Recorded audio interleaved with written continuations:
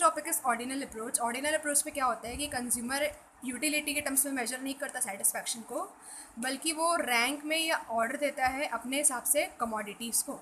For example, if he likes Kurkure more over less, he will assign more rank to Kurkure over less. Here will measure the satisfaction with a curve that is indifference curve. So what is indifference curve?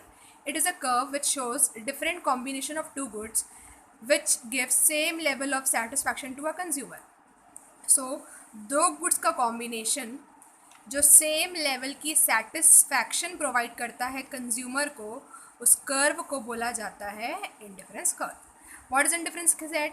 Indifference set basically, अगर हम indifference curve की जो combinations हैं उसको numerically show करें, then that particular set is known as indifference set. Let's read. It is a set of two goods that give same level of satisfaction so that consumer is indifferent across all the combination of indifference set. चाहे वो combination ए में रहे, चाहे B में रहे, C D E, सब combination में उसका जो सेटिस्फैक्शन लेवल रहेगा वो सेम रहेगा।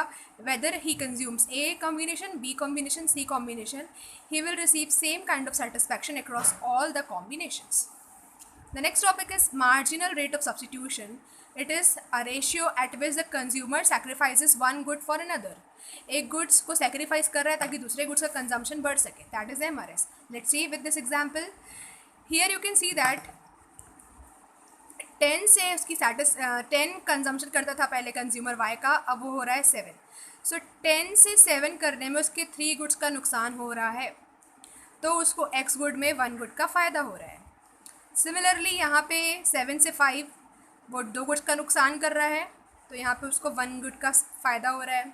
And same here also 1 1 and he is getting 1 and 1। So this is indifference set. And जो इसका स्लोप है, जिसको वहाँ पे एक गुड को सेक्रीफाइस कर रहा है दूसरे गुड के कंजम्पशन को इंक्रीज करने के लिए, that is known as marginal rate of substitution. It is denoted by this formula delta Y बटे डेल्टा एक्स। इंडिफरेंस कर्व को डायग्रामेटिकली ऐसे शो किया जाता है।